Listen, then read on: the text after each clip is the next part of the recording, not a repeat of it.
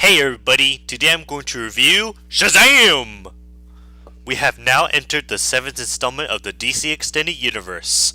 I was actually first introduced to that superhero Shazam in the Justice League cartoon, Justice League Unlimited. I usually remember Shazam appearing in both the DC animated films, including the Flashpoint Paradox, and the DC cartoon series. So I became very excited to see that Shazam is going to have his own live action movie. With the critical and commercial success of both Wonder Woman and Aquaman, it looks like the DC Extended Universe is finally getting an improvement. I saw it in IMAX, and it's fantastic. The most exciting and funniest superhero film I have ever seen, and I'm going to tell you why I love this movie without any spoilers. The story of this film is about a young boy named Billy Batson, who has been living in the foster home with 5 other foster children. One day, after saving one of the foster children from the bullies at school, he later run and get chased by those 2 jerks, but managed to escape into the subway. However, when Billy is in the subway train, he has been summoned by an old wizard who gave Billy his powers to become Shazam! So that Billy has become this new superhero named Shazam! He wants to test his powers and show off to the people in the public while hiding his secret identity. But when an evil villain named Dr. Sivana has showed up, Shazam must fight and stop this threat and save the world. I find the story of this film to be pretty good. Although there are some ridiculous parts in this film, there is, however, a lot of funny moments, exciting moments, and surprising moments as well. I also noticed that there are some parts in this film similar to the movie Big, starring Tom Hanks. The special effects in this film are very good and unique. I really like the CGI use of Shazam's powers and lightning. Some of the environments and buildings are also used in CGI. I really like how 2 actors play one character that switch places when he becomes a hero, kind of like Dr. Banner and Hulk in that old Incredible Hulk TV show. The part where Shazam and Dr. Sivana are flying are obviously used in green or blue screen. The action scenes in this film are very cool to watch. I really had a good time seeing Shazam testing out his powers and the fight between Shazam and Dr. Sivana. The fight between Shazam and Dr. Sivana in the city is kind of similar to the fight between Superman and General Zod in Man of Steel. Now for the acting, directing, and music. Let's start with Billy Batson, played by Asher Angel, and Shazam, played by Zachary Levi, who is from Disney's Tangled and the 2 Thor sequels, The Dark World and Ragnarok. I have to say, they both did a wonderful and funny job playing that character. Billy Batson is a troubled orphan boy who lives in the foster home until an ancient wizard gave him his power that transforms him into an adult with superpowers when he yells the name Shazam! Much like Superman, Shazam is strong, bulletproof, good at fighting, and can fly. However, Shazam can also shoot lightning and crack some funny jokes. Zachary Levi is yet another actor who has appeared in both Marvel and DC. Then there's Freddy, played by Jack Dylan Glazer, who is from Stephen King's It, the 2017 film version.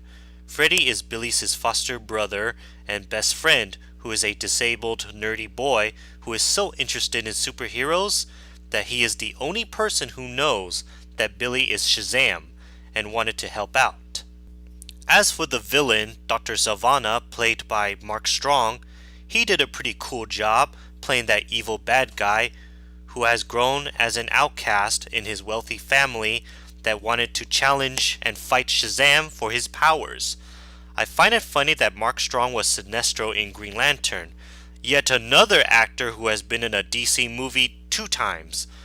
But this was also the 5th time that Mark Strong has been in a movie based on a comic book, since he has been in other comic book movies like Kick-Ass, Kingsman the Secret Service, and its sequel Kingsman the Golden Circle.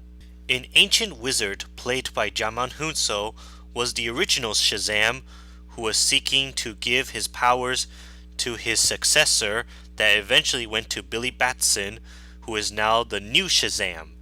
This is actually the 2nd time Djimon Hounsou is in the DC Extended Universe, since he did play the Fisherman King in Aquaman, and also another actor who has appeared in both Marvel and DC, since he played Korath in the first Guardians of the Galaxy movie and just recently Captain Marvel.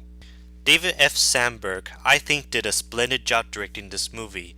This is actually the first time he directed an action superhero film, and also his third movie he directed, since he did direct 2 horror films like Lights Out and Annabelle Creation, which is part of the Conjuring universe.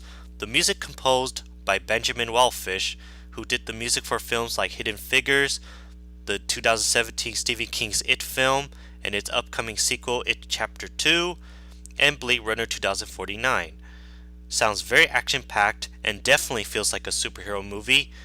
This is actually the 3rd time he worked with David F. Sandberg, since he also did the music for Lights Out and Annabelle Creation.